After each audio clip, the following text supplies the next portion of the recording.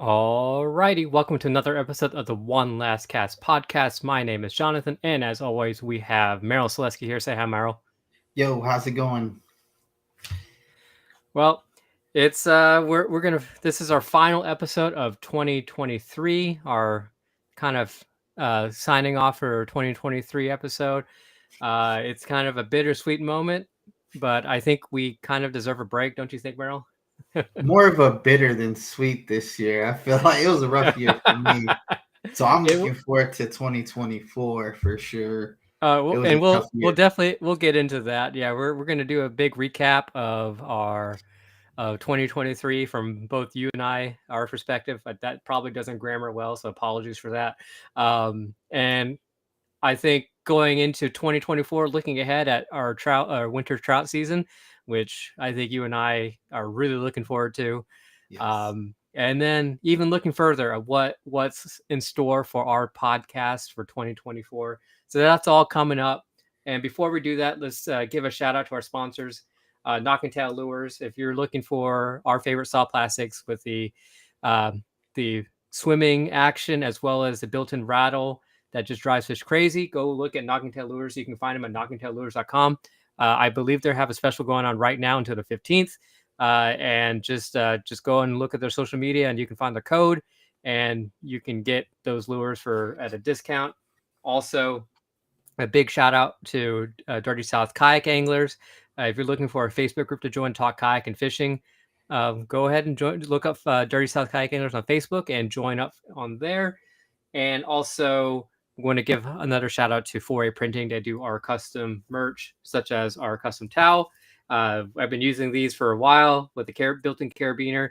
They're awesome, and they last a while. Mine's been sitting out on the kayak, out in my truck forever, and it's still going, like taking the slime off the fish in my hands.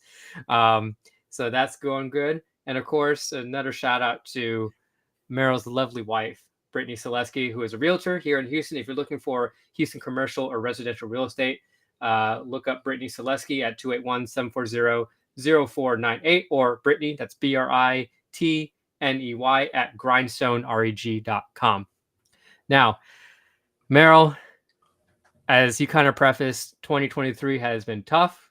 We're not going to have any stories because this whole 2023 is a story of Yes. how it's been horrible. It was a tough year for me, for sure. Yeah. I guess I could share more of that in a little bit. Go ahead. Yeah. It's I think I've said it multiple times. I've said it multiple times that this year it's just been off. Mainly because I really wanted to do redfish tournaments this year, which I'm not a redfish guy. I've said it multiple times. For me, it's I'm all about trout, and I catch redfish on accident while targeting trout. And I try to go into that redfish world, and that's tough, man. It's tough. And that learning curve was so steep. And I gave it the old college try, and it's not my thing. Going deep into the marsh and the target redfish is fun, just not my thing. I definitely will revisit it at some point, but setting my whole entire probably late winter, spring, and summer on redfish really just kind of switched up. It messed up my fishing for the rest of the year just because I I found that I'm really a pattern fisherman. So putting time on the water for trout really messed up when I wanted to fish for trout. So um yeah, that's my year in a nutshell. I have switching over to flounder. It's been a little bit like I feel more on track. I see Robert on our chat saying keep trying. I'm not giving up on it. I'm just gonna kind of reshift focus, and 2024 is definitely going to be just a reset year for me. Get back into the swing of things. That way, that hopefully whenever I do switch back over to redfish, that I can switch back and forth between what I want for trout and reds. So, but anyways, I appreciate the sentiment, and I'm definitely going to keep trying. But what about you, Merrill? What do you remember most about 2023? Well, I don't think I fished like intentionally. I don't remember fishing for redfish at all. Um, Yeah, I didn't fish one redfish tournament this year, or if I did, I don't remember. That's kind of bad. But like red fishing, it's like there's so many ways to catch redfish, right? You could either catch them way shallow in the backs. You could catch them over shell, deep shell. You know, shit. There's a lot of ways to catch them.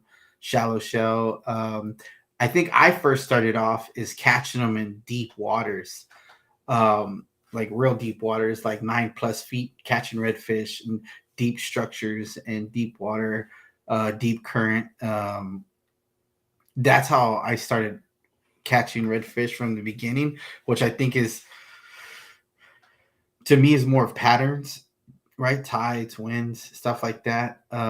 Catching them shallow was something that I just started learning maybe like 7 years ago, 8 years ago. Like seeing them shallow and then catching them, you know, and redfish has been like a little bit tough for me. And then I feel like, okay, I can catch redfish now. I just can't catch the right slot, right? It'll be like on accident where days I'm just catching a whole bunch of upper slots and then come tournament day, boom, mid slot.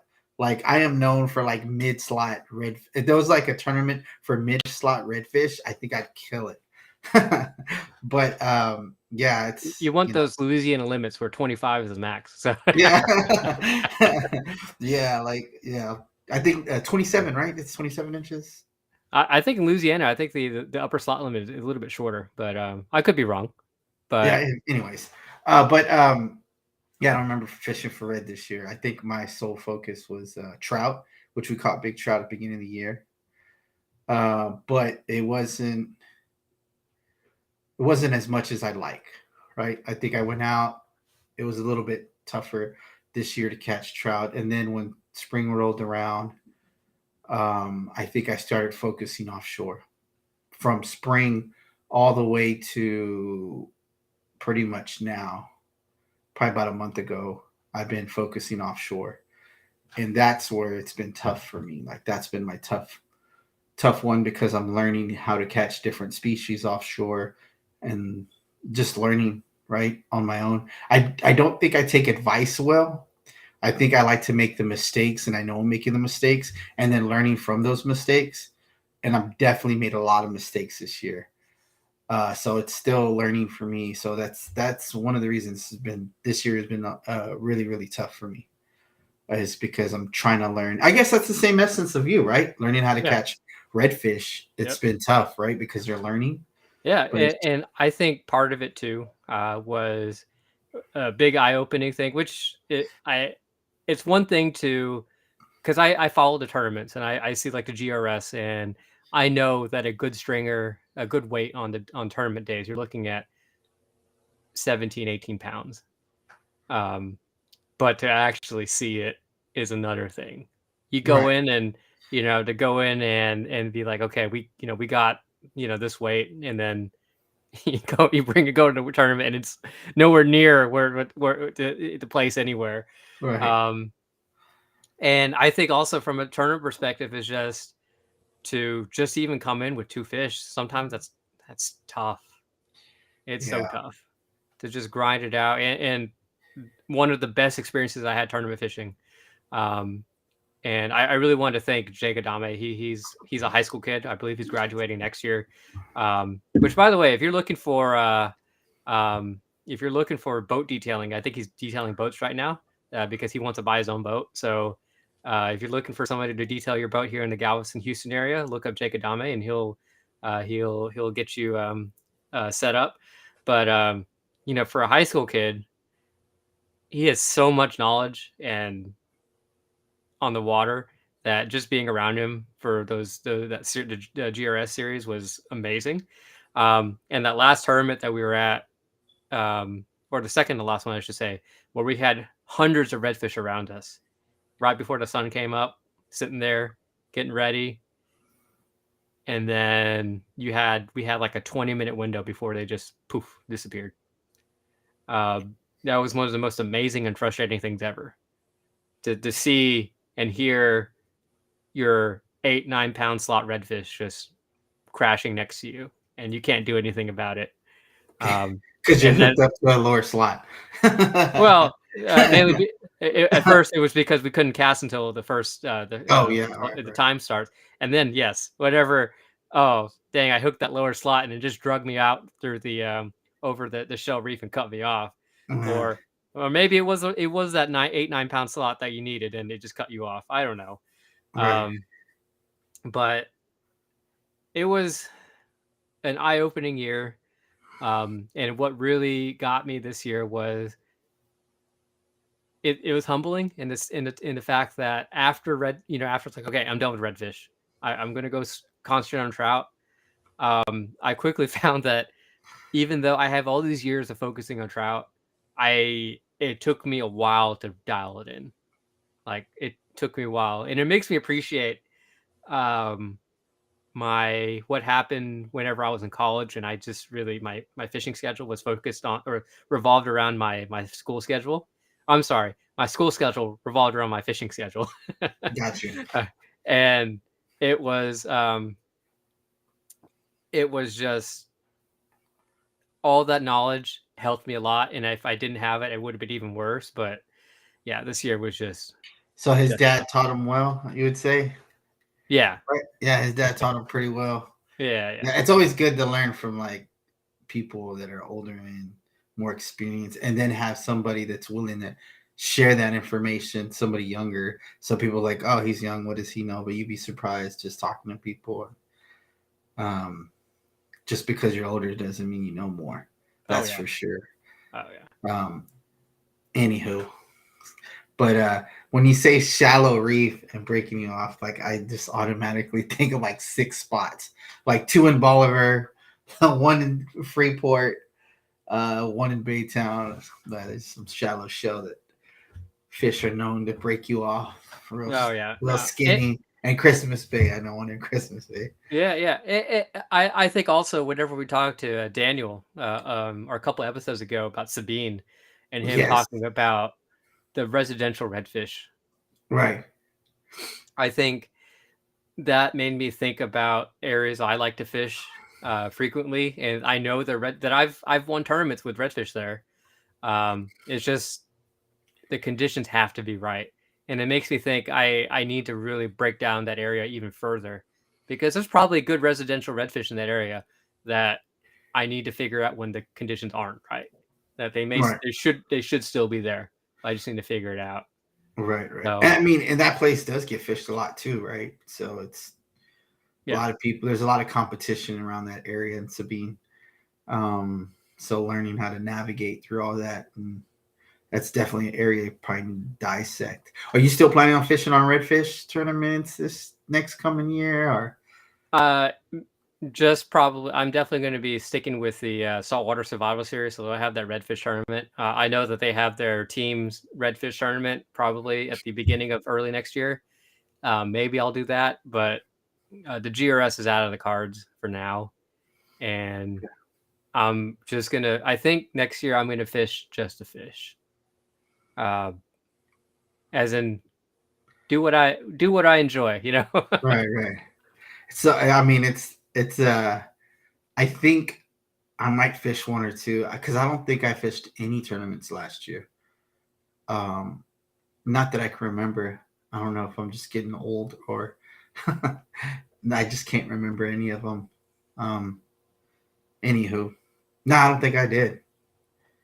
You're gonna fit. So you're not fishing the toys for that one. You're not fishing Nope. that one. Too Oh busy. yeah, which for those of you who are listening, which by the way, we are live every other Tuesday, or we try to be, well, except for this is our last episode of 2023. So this we won't be live for a little bit, but we are live at facebook.com/one last cast podcast. You can also find us on YouTube. Just search up One Last Cast podcast on there, and you can find us, and we're live, and you can talk to us and join us whenever we're live and ask questions, and we'll be happy to answer them. We have a few people on chat right now. But yeah, Merrill is talking about the Toys for Tots tournament, which is this Sunday. Unfortunately, I will not be available. I had something planned already, and I tried to move heaven and earth to move that out of the way, but unfortunately, I cannot do it. So I will not be at the Toys for Tots tournaments, which means if you fish it, more than likely, good luck to you on that trout side pot. Yeah, I guess you got both of us out of the way, huh? Okay. It's time for Chuck Way to shine.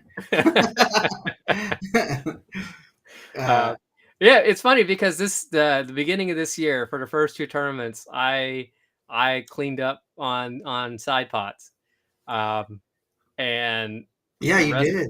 yeah, Yeah, and you then did good. the rest of the year was horrible. Like I didn't even sniff side pots. So, Yeah. So who won? I didn't get to see if you did post it. So who won the flounder thing? oh yeah. So on our We had a Facebook page, contest. we had a flounder contest back in October.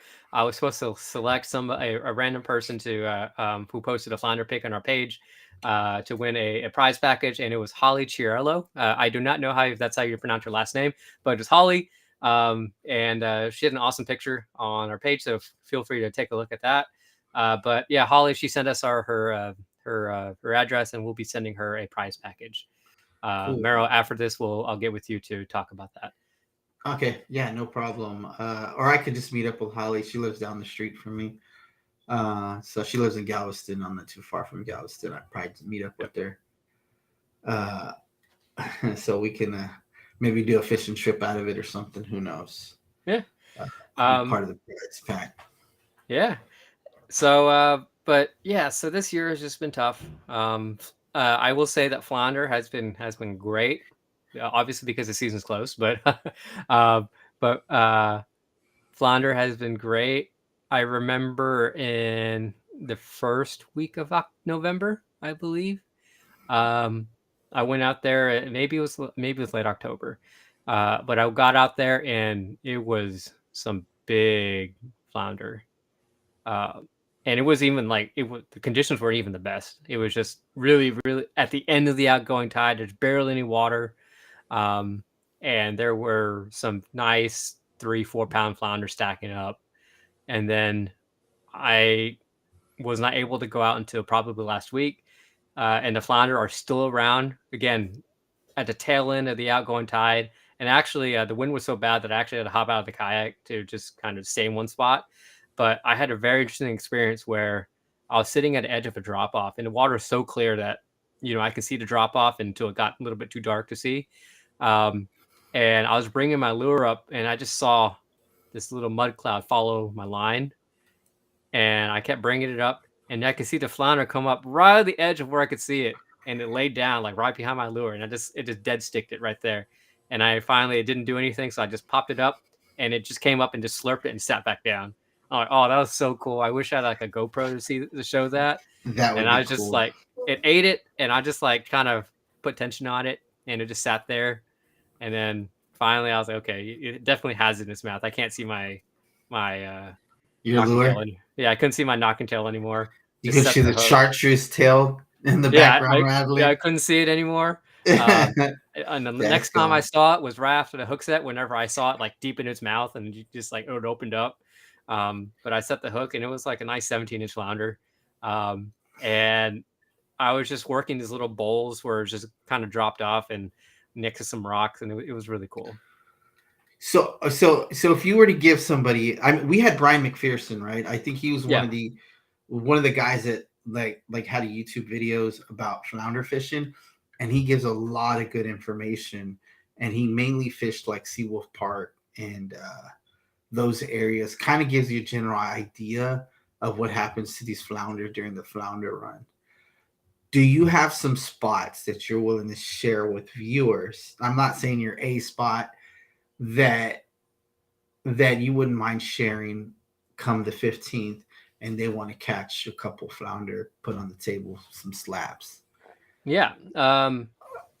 If you don't, I mean, I'm probably going to give one or two spots, but I mean, Yeah. you don't have to, but Seawolf Park. I'm just kidding. Hey, that's a good spot though. Yeah, I mean, we joked a lot, but there's a yeah, lot of fish there. yeah. So, right now, what I'm targeting on if I'm able to go on the 15th, which doesn't look like it because it's not, it's going to be horrible weather. So, we'll see.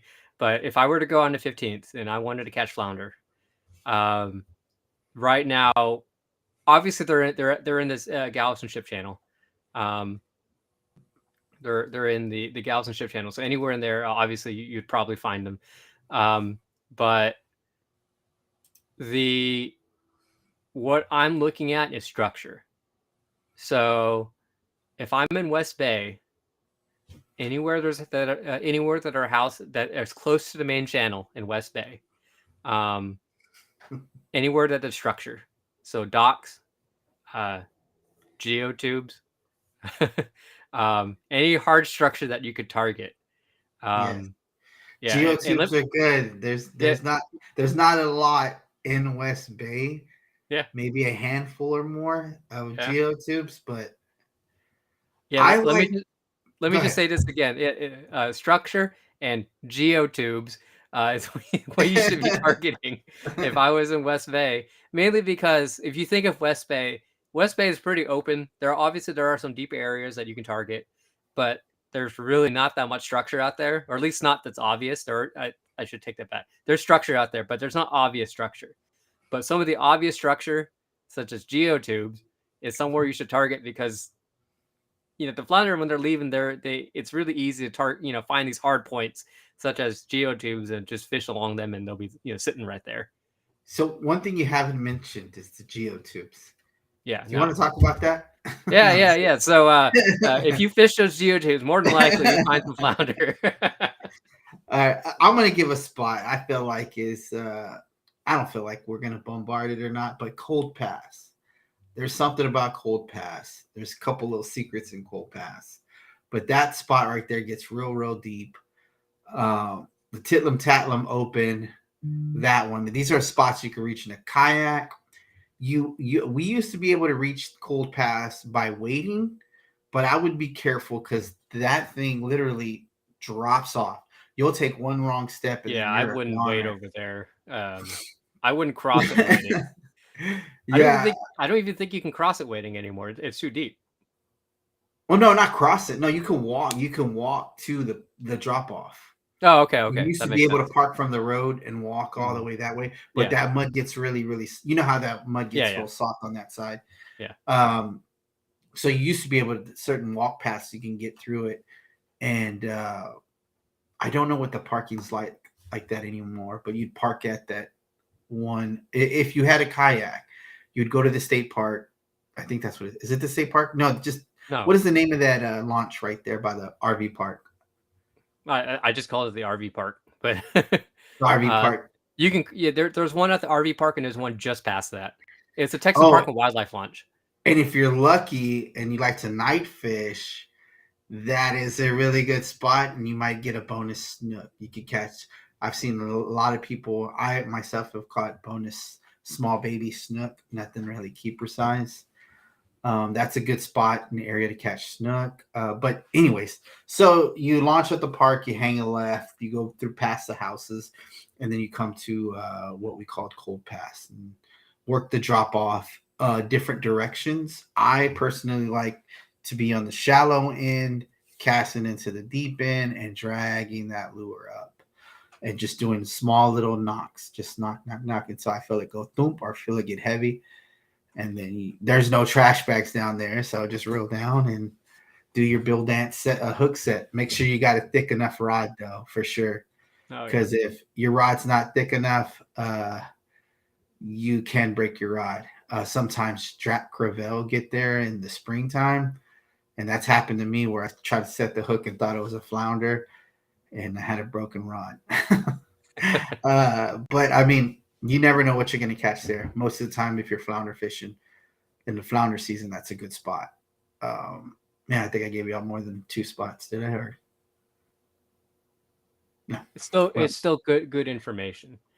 Yeah, the ship channel is another good spot. If there's certain areas in the ship channel, if you can get to it, that are really good.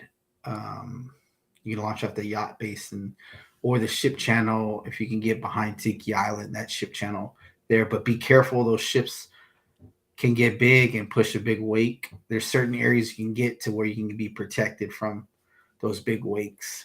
So be mindful. Yeah. Go ahead. Sorry. No. I think you were talking about Cold Pass and all that, and San Luis.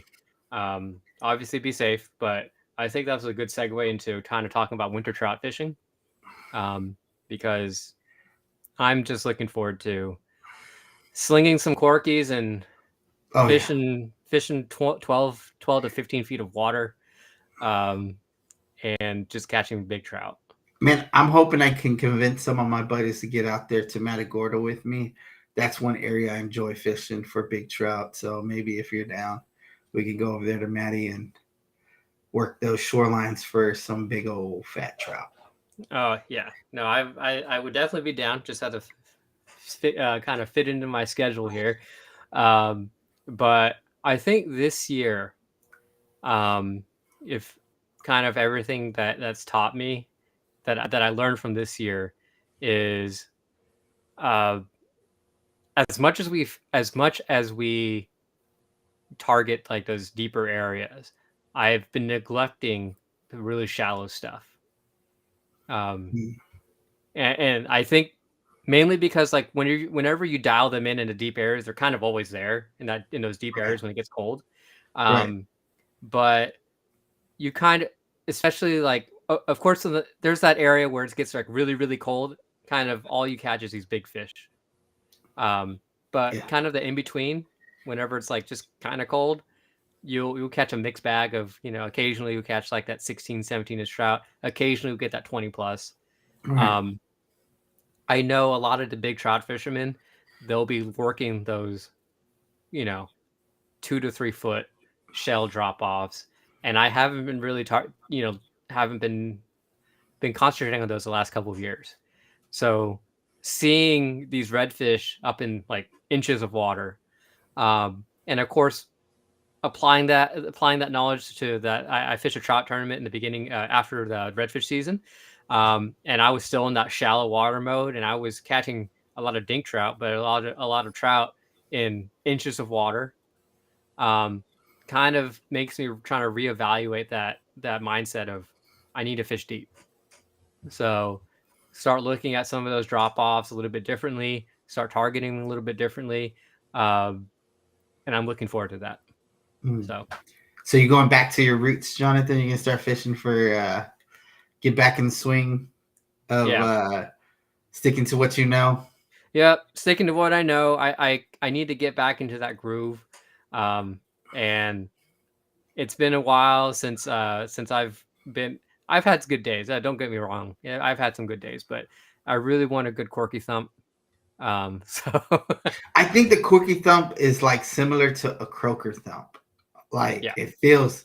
That's what to me it feels like the same. Not that I fish a lot of croakers, and to be honest, I'm not even good croaker fisherman. Like some of these guys, man, they just got it dialed in with croaker, and I'm there struggling with one of them. But to me, it's similar, and a quirky thump is very addicting. Especially, I think me and Jameson uh, Jameson Burkett. We used to fish nighttime fishing with corkies, and man, dude, that was addicting. That's been years. That's probably like 5 years ago, 4 years ago. Um, I'm guessing, right? Yeah, it has to be that long. Yeah, 4 or 5 years ago. Me and fishing in nighttime with corkies, and that thump is just so addicting. And then you're reeling, and you see this big old head come up out of the water in the dark, and you just hear the noise. Oh, sorry, I'm gonna get emotional. no, I was imagining the last time I was out there at night and just throwing top waters out there at night, just listening for trout busting, and it's like, Oh, we okay, did that once, didn't we? yeah, We we did did it that one once. time. It was so frustrating. There was just so much bait everywhere. It was actually too Those, much bait. Um, yeah, that's right. yeah, and I think you caught a couple, but Yeah. I had a couple swirls, but we were just covering so much water. And I remember I had my fish finder on, and it was like just even though I had it on the nighttime setting, it was just completely lit up. There were just so much bait around, and every so often you just listen, you just flicker, and then you hear just Yeah. some Yep. um, Big old trout. big old trout. Yeah. Um, Yeah. That's a good time. but yeah, that's another thing that I miss.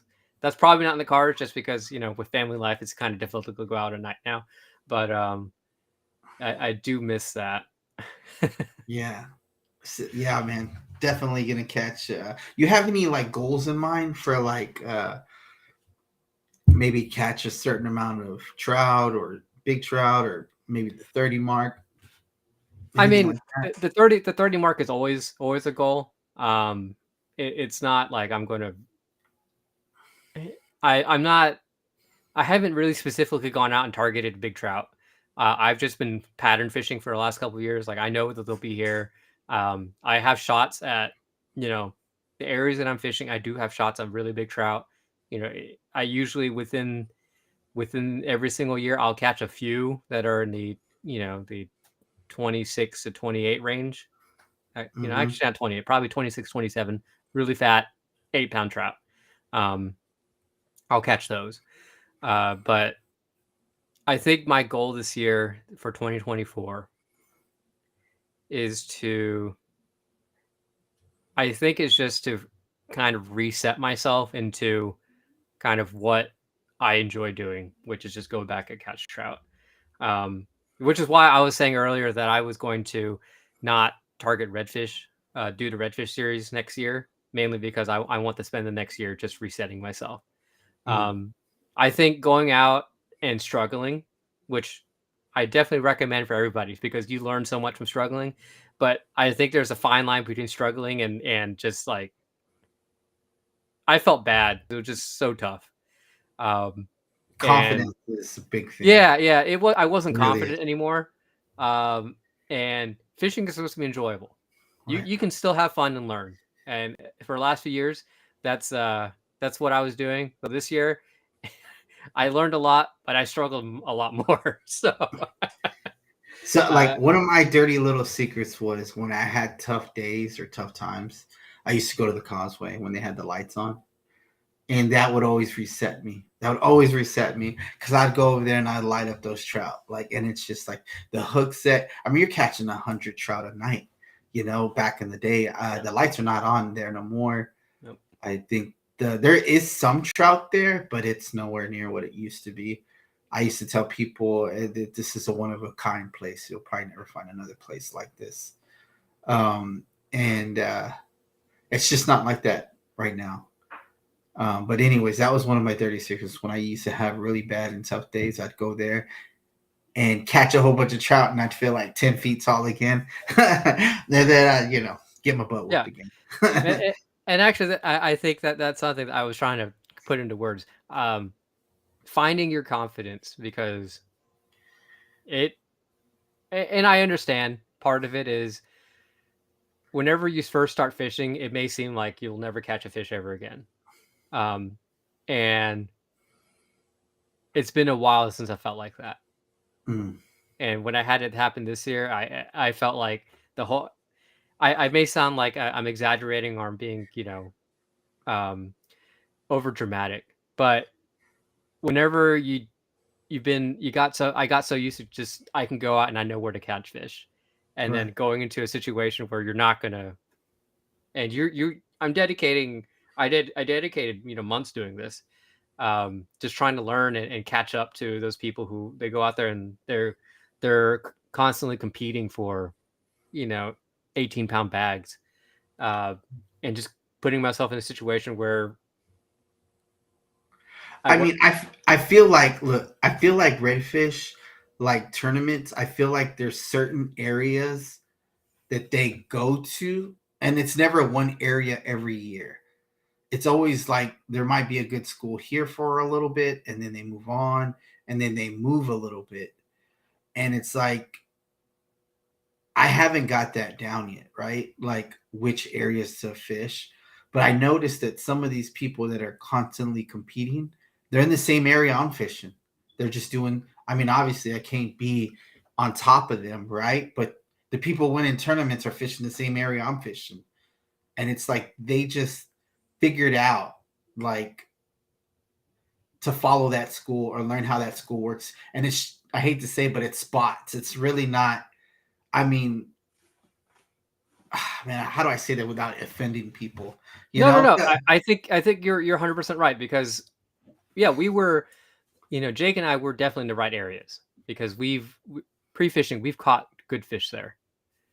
But people who are really, really dialed in, they're targeting, instead of like for us, we're looking at this whole area that's 400 yards, 500 yards of area that we're fishing. Some people have it dialed into like 20 yards. I'm sitting in this same 20 yards for like the whole day because I know that they'll be there. And kudos to them that if they've figured that out or if that's their strategy, that's great. But that takes time and dedication and knowledge that you have to put your time on the water for. Right. Yeah, there's definitely time put into it for sure. Like knowing, hey, they've been here for like 3 days, right? Yeah. We're probably gonna get them again. I caught them on the south. It might be on the north, whatever shoreline, but they're in this lake, or they're in these back 3 lakes, or they're in this area still feeding. And I think that some of these areas that less people fish, way far in the back, people become more successful because some people don't want to make that far track. They don't want to make that far distance. And there's not a lot of pressure from a lot of people fishing it. But they're willing to, I noticed that a lot of people, they like the no time limit or early time limit to launch and to get to that spot, because it's not just 100 yards or right there. It's like a mile, 2-3 miles down the stretch. And they get there and then they catch these big redfish that are feeding on whatever they're feeding on. Crabs is a good example of that one of our guests was talking about, and that makes sense. I remember Christopher Bird bringing up the stomach full of crabs on those 2 redfish that weighed 10 pounds each. Yep. And I was talking to like Jared Esley. He's one of we had him on our show a couple times, and he's a great guide, and he's been very successful in redfish tournaments. I remember one tournament that he was fishing. I was talking to him that he launched at like midnight to paddle, that 12 miles to get to where he wanted to go. And I'm like, man, there are some areas that I know of that I would paddle those, but of course with my limited knowledge of redfish, I would probably never do that. But go ahead. I'm sorry. I was saying that just amazed me that and of course I know if he's doing it, there's other people that are doing it, but this is like, okay, I'm gonna launch at like 1 o'clock in the morning so that I can get there at 6 o'clock, take my time in so I can get there at 6 a.m. first cast, and that's like 12 miles or whatever it is. That's just that's tough. That's in dedication. Right. And then, so I got slapped in the face by a gar. This was last year when I fished forgot what tournament series it was with Dwayne. I call him Dwayne the Rock because he looks like the Rock. Anyways, but we were going down this channel.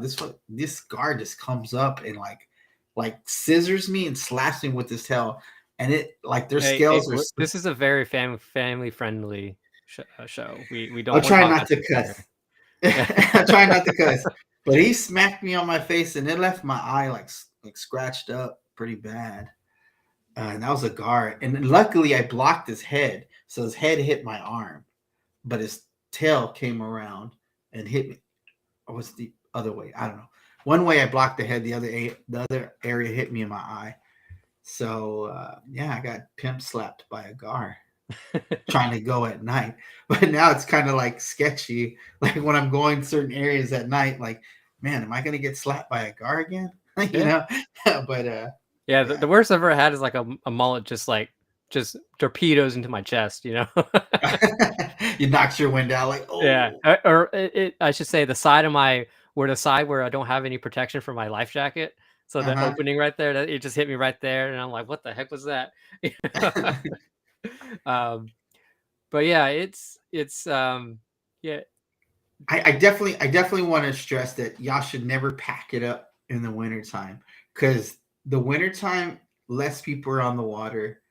And it's so much fun. Like the quality of fish that I catch in the winter times is just amazing. I have more fun in the wintertime, but like I'm clothing up, right? There's certain shirts that maybe we should do like reviews on the kind of clothing that we use to stay warm. Like bodysuits are a good one to stay warm. I have one that's like close to a bodysuit fabric, and it's by AFCO, and it has the thumb rest in it, so it keeps everything warm.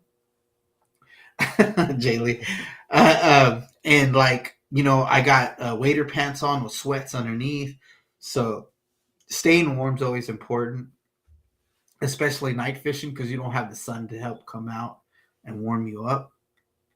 But if you are fishing in the morning slash, how it gets cold and then it gets hot all of a sudden. Yeah. Definitely having something you could take off real easily would help you out. But don't definitely don't clean up your gear and pack up your gear for the winter because there's a lot of good stuff you're missing out on. There's a lot that I think I have more videos of me night fishing in the wintertime. I think one of them I have ice on my beard. That's how cold it was. But like there's videos on my page where you can watch, and I'm fishing a lot of winter times. In those videos, I think some you can see like the cold coming out of my breath as I'm talking. Yeah, and I think we will coming up in 2024. We will definitely start doing a little more reviews, gear reviews. But we'll get into that a little bit later. I do want to answer some questions that we're getting in the chat right here. Okay. So we'll let me go up to the very beginning. Which by the way, if you want to join us on chat, we are live every other Tuesday, except for, of course, this is our last episode of 2023, but you can find us at facebook.com/One Last Cast Podcast. Also on YouTube, just search up One Last Cast Podcast on YouTube and you'll find us there.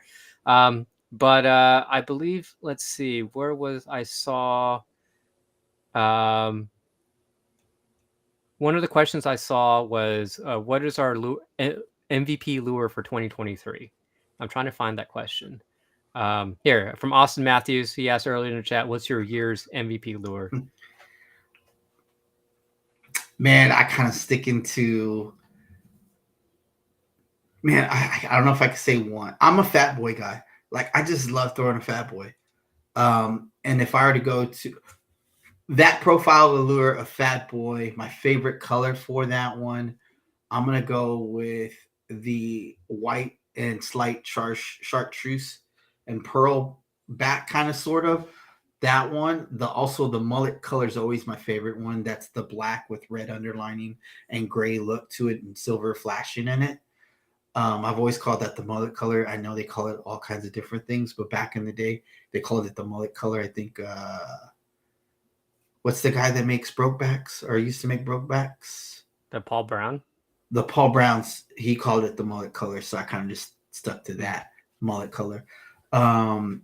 If we're going to tails, this one saved me. Two of them. I'm always going to go with the chicken boy, chicken on a bone, weedless. If I'm fishing structure, if I'm fishing punching banks, I'm going to go with the knocking tail lure, Texas roach with chartreuse tail. Those are the ones that are top waters. I'm going to go with, I had a lot of luck with the she-dog this year, believe it or not. Just the way that noise has just been working. The cadence has been working for me. Did I cover everything? Oh, I think you basically covered everything. What are those called? The jerk baits or it's the spinning baits they stay on, and they like I call them Yozuri kind of baits. The suspending twitch baits. Suspending twitch baits. Yeah. I'm gonna go with the chrome, black back, red under neck, and then if I'm going offshore, I'm gonna stick to the famous blue Max Rat or Max 150. No, I'm sorry, 190, the bigger one, and then the 130 for the smaller one. The blue color, like the light blue color with the black speckles on it. Those have been my favorite offshore baits. And the El Patron, they only dive a foot under the water. And it's seeing the kingfish come up and explode, come up out of the air. That's the bait, man. The pink and chrome one's been the one that they love the most this year. That one had at least 5 or 6 kingfish come up out of the water this year. Nice. So I'm sorry, I'll probably go on forever. I better stop right there. Right there. We basically covered the whole gamut for me. Strike King, yes, Strike King. Yeah. Yeah, that's a good one. I was gonna say I've been using a lot of wake baits this year, and they've been a lot of fun. The Strike King, Strike Pro wake baits, the hunchbacks. I've been using those a lot this summer, and just had an awesome time with it. It's a great topwater bait, great search bait, and having a decent sized redfish just crush it is I'm dragging it through the water, and you feel the thump thump thump, and the redfish will just rip it out of your hands, Nice. rip the rod out of your hands. And also, even though I've stated multiple times that this is one of my favorite baits, but the Mirrodine has been great this year as well for me. Just catching some good solid fish on the Mirrodine. So yeah, I'm not gonna go through a whole list of like you did. I'm sorry, but feel free to post your like MVP lures. I know a couple of you guys are already doing that, but yeah, I like to hear what other people are throwing. Another question that we had. Another Okay. question we have is like from Austin again. Do you think the fish know when it's the weekend? And we actually had a really good conversation and going on in chat. People are saying to think that whenever they hear a lot of motors, it kind of turns them off, which I totally agree. But it's kind of Ryan here is saying that's key to find water that most boats can't get to, because that way they won't get as pressure as much. I think pressure does play a big role when and how fish behave. If there's constantly a lot of boat pressure, I just think that the fish know, and they just kind of, they don't always like shut down, but they're not as prone to just eating Right. and all that. Right. There's been times where you'll catch them right before everybody shows up. It's like the bite just dies down with or without tide movement. Seems to be the the issue. But man, dude, I'm thinking of at least 5 spots I want to go hit up for this winter right now. Jay Lee's right. So if you know where to look for, it's like fishing in a barrel. Like when it gets cold, this cold, I feel like if you know where to look, you know where to find. And I'm not talking about, right? Like, yeah, man, I've caught them in 2-3 feet of water, right? When the sun warms up and stuff like that. I'm talking about where you're lighting them up. Like, you know what I mean? Like you're just catching them. You're not just maybe catch one here, catch 2 there, maybe caught my biggest one here. There's certain areas if you know where to fish. And here's the hint. And we probably dropped this hint 100 times, but we'll drop it again if you're a new listener. Texas Park and Wildlife closes these places down when it gets too cold. But here's another kicker is it doesn't have to get that cold and they'll be there. It can get cold, water can drop out, and they'll be there. And you just got to know where to look in those areas. Or find areas that are similar to the areas that they close. Oh yes, yeah, for sure. Yep. Because those areas, whenever those areas are cold, and they close down, then you just go to the other areas and they're still open. Are the geotubes good when they're cold? I'm gonna say no. Maybe for flounder. I think flounder more temperature. I don't know. Flounder seem to be a little bit different than the other 2 species. I feel like. I'm gonna cut in here and disagree with that. How dare you? No, I'm just saying that if you know what you're doing with the geotubes, there are times whenever they are very productive, even whenever they're cold. Just throwing it out. We're talking about freezing cold, not cold, but like freezing cold. Like okay, yeah, we're below 40s. Yeah, we're in the 40s. We'll say that if we're in the 40s and below, even 55. I wouldn't go as far as 55. If we're 55 and below, I feel like Nah, we'll stick to the 40s. 45. If we're in the Yeah. 45s, I'm gonna say no to the geotubes. What do you think? Even when it warms up, I feel like what happens is if it's cold for too long and it stays cold, I have less success around cement structure or concrete structure. I have just not been successful around those structures. Yeah. No, Un- I can agree with that.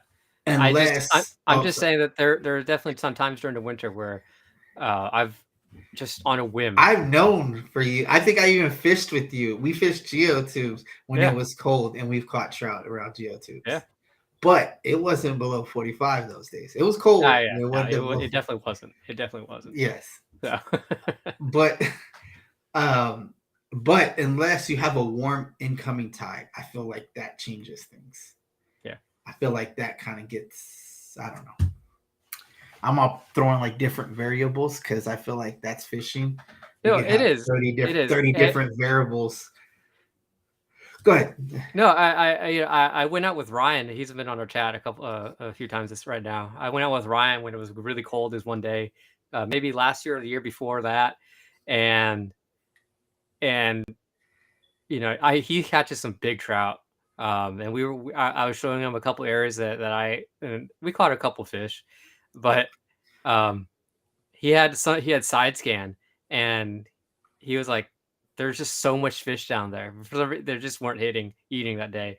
But looking at side scan, you could see just so much. And he told me they're trout, and I don't have enough of information like knowledge on side scan. It's like, oh yeah, that looks like a trout. But I'm gonna have to go fishing with Ryan Rhodes to yeah, see if he's telling the truth or um, not. Go ahead. I'm just but teasing. no, I think no, it's just whenever it gets real cold.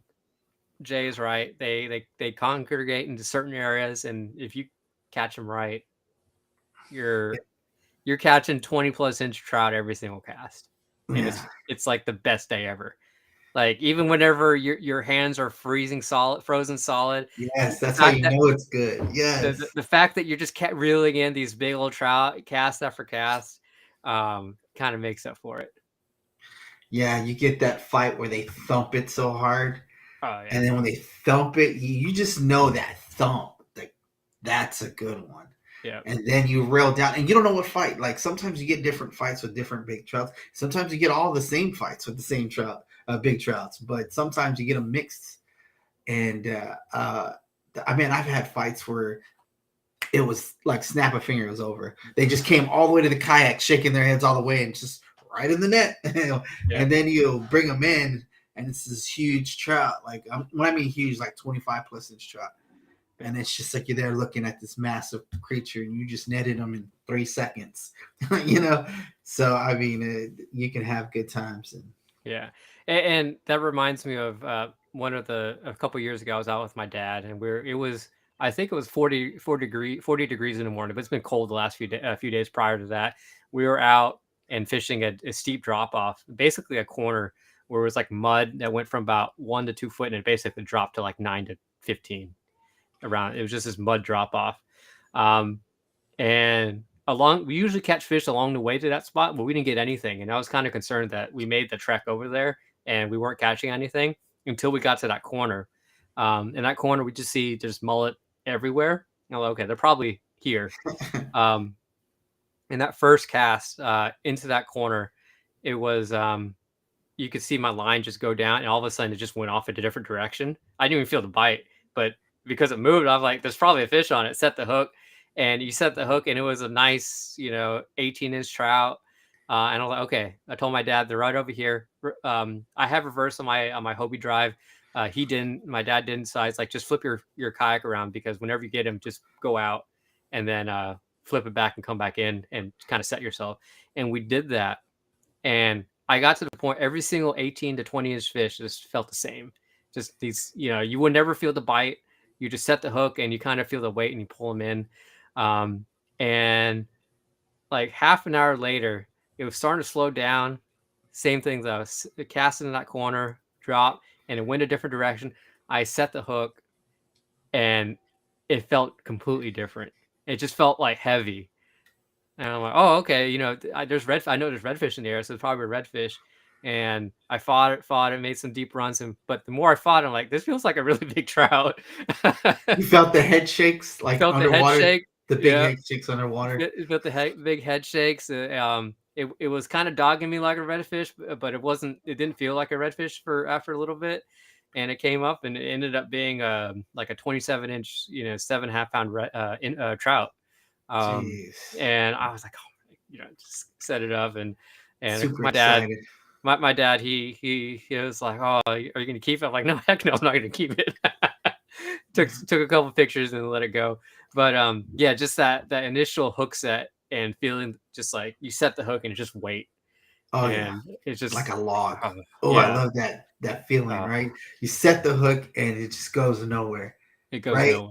Yeah. Yeah, you're like, oh man, you already know what time it is. Oh yeah. But anywho, Yeah. man, looks like our time's up, bud. I Yeah, think yeah. So let me before we hop off here, let me kind of set up for what we're going to be doing next year. I'm gonna put it out there because I want to put it out there to keep myself accountable because I am horrible at doing this. But next year, be on the lookout. I'm setting up a website. We're gonna have a website. Also, we're doing a brand new logo redesign because I think our logo, which I am, my wife and I created with the help of some friends, it's a little dated. I think we need a little refresh, and we've whipped something up already. It looks real smooth. Merrill, you've seen it. I'm not ready to reveal it just yet because we're doing some final touches on it. Um, and yeah, and also yeah, we're going to get a website, a logo redesign on our website. We'll have some written content as well as obviously housing all of our audio and podcasts and stuff like that. Austin, yes, we will have a meetup at some point. I know we were trying to do it on December, but there's a lot of things that we're trying to figure out how this was going to work out. So be on the lookout. I know people have been waiting for us to do a meetup. We will do a meetup. So, Merrill, did you have anything you wanted to add? yes, I'm probably gonna be put next year. I want to post more um, reviews on products. So if you guys want certain products that you feel like Merle, I don't know too much about, I'll try to go get them tested out for you. I got a handful of them that I want to test out, so I want to do a little bit more reviews. I feel like reviews are pretty good, and maybe some more fishing They're, videos. I they're don't know. If, helpful. Reviews are very helpful for those of us who, just don't want to spend the money on the product until we know what it actually is or whatever. yeah, let me be the sucker and spend the money. I'll be the sucker and spend the money, get it, and then be it. And then I think I need to give honest reviews, right? Regardless of what labels on it or whose names on it or whatever. Straight up honest, my opinion. So I don't know how that's gonna turn out. If we're gonna get canceled by Okay. certain Your first product. product's going to be the banjo minnow. There you go. The one with the bite mark on it already. Yeah, yeah. Yeah, and Austin, yes, there will be fishing reports. I know that some of y'all know that I am a prolific writer. I've taken a break from it because it's my day job and writing professionally and also writing for fun. For y'all guys for fun is kind of um, it's very difficult to separate the two for me. So it got very difficult for me to write reports. However, I've gotten to a place where I can kind of, there is a fun style of writing and also just a professional style of writing that I do. So I can, yes, there will be fishing reports on the website. More than likely, I'll be writing them. But Merrill, if you want to write any of them, feel free to take a stab at it too. I'll be honest, my writing's terrible, guy. Like my spelling, my punctuation, my grammar. I was never good in English, man. I was more of a math science guy. But yeah, definitely not a writer. Well, yeah. So those are all the things that you can look forward to. We're looking forward to an awesome 2024. Yes, Grammarly, Merrill. I have Grammarly. I mess up all the time too. But Grammarly is an awesome tool. Um, Oh, I thought he was making fun of me. Oh, that's no, no, no. actually something. Yeah, it's a widget that you can add onto your computer. That it kind of supersedes Microsoft Word spelling check. Mhm. And it will help you. if you, it is paid. They have a free part, but the paid one, I definitely recommend it. It definitely has helped me make me a better writer. But yeah, take a look at that. But anyways, before we hop off and sign off for the last episode of 2023, definitely want to give another shout out to our sponsors, Knocking Tail Lures. You're looking for some of the lures that we've been talking about on this episode. Knocking Tail Lures, it has a great swimming action as well as a built-in rattle. You can find them at knockingtaillures.com. Also, I believe until the 15th, they have a sale going on. So if you look at their Facebook or social media sites, Knocking Tail Lures, you can find that code to get a discount on it. Also, Dirty South Kayak Anglers, if you're looking for a Facebook page to join and be a part of a community, talk kayak fishing around the Texas area, look up Dirty South Kayak Anglers. And of course, for a printing, Aaron's been doing an awesome job with our towels. He does shirts, buffs, a lot of other printed stuff. So if you're looking for merch like that, reach out to him. And definitely another shout out to Merrill's lovely wife, Brittany Solesky. If you're looking for Houston real estate and commercial or residential, give her a shout out and she'll help you find the real estate that you're looking for. 281-740-0498 or Brittany, that's BRITNEY at grindstonereg.com. Alrighty, so Merrill, before we sign off for 2023, what is your goal for 2024? Get that get the picture that I've been trying to get, the tarpon on a kayak. Yeah, tarpon on a kayak, that's my goal. Is the picture that I need, the good picture that I need, not one next to the kayak, but me holding it. That's a great goal. And as for mine, 2024, I think, is to reestablish myself as a trout guy. I know people sometimes say that I do trout, and I've said it too, but I don't think I deserve that anymore. So let me get back into the groove of things. Have fun with fishing again. Jay saying a 30-inch club. Yeah, we'll see. We'll see, Jay. I'm not gonna actively go for a 30-inch club. If it happens, that's great though. So. You know what we should do? Like if you hit like maybe not the 30 club, but big trout club like shirt. Maybe get what's the name to make us a shirt for anybody that catches trout, and they post it on our page. We'll give them a shirt like Big Trout Club. We'll call it the Big Trout Club. Anything over 25 inches, I feel like, is a big trout. I don't. If you want to go further than that, then that's on you. But you catch a trout over 25 inches, maybe make them a shirt and post it on our page. Okay, we'll discuss that in the off season. Right. Maybe we can come up with something like that. But thank y'all guys for listening. Have a great, happy holidays. Have a great rest of your 2023. Tight lines, and we'll see you out there next time. Take care, guys.